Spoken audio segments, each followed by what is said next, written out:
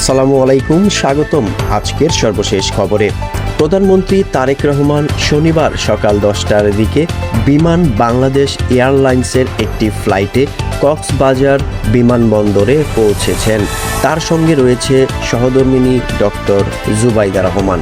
বিমানবন্দরে তাকে স্বাগত জানান সালাউদ্দিন আহমদ সহ সরকারের বিভিন্ন মন্ত্রী ও প্রতিমন্ত্রীরা। সফরসূচি অনুযায়ী প্রধানমন্ত্রী PM খালি ইউনিয়নে একটি খাল পুনঃখনন কাজের উদ্বোধন করবেন। এরপর ডুলা হাজারা সাফারি পার্কে বৃক্ষরোপণের মাধ্যমে সারা দেশে 25 কোটি বৃক্ষরোপণ কর্মসূচির উদ্বোধন করবেন। এছাড়া তিনি পেকুয়ায় বিভিন্ন উন্নয়ন প্রকল্পের ভিত্তিপ্রস্তর এবং একটি জনসভায় বক্তব্য ও কক্সবাজারের বিশিষ্ট নাগরিকদের সঙ্গে মতবিনিময় সভায় অংশ নেওয়ার কথা রয়েছে। এ ধরনের সর্বশেষ ও নির্ভরযোগ্য খবর পেতে আমাদের চ্যানেলটি সাবস্ক্রাইব করুন। ভিডিওটি লাইক শেয়ার করতে ভুলবেন না। ধন্যবাদ।